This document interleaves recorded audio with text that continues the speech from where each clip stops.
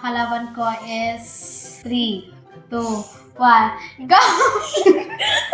Kaya po, wow, kasi ang gagaling din po nila, ang gagaling po namin. And kumbaga po, talagang mahihirapan si coach piliin kung sino yung deserving talaga.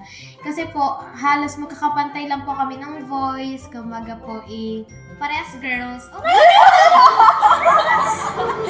God! Kaya naman po sad, kasi po, alam ko pong magagaling po sila.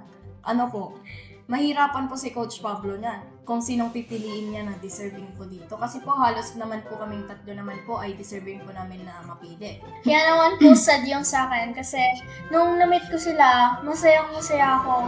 Pero nung nalaman ko po na magkakalaban pala kami, medyo nalungkot po ako kasi kami yung mga magkakaibigan dito, tas maglalaban-laban kami. And yung boses po namin pantay-pantay, pero kailangan po talagang may matanggap at may mas deserving na makapasa sa battle round.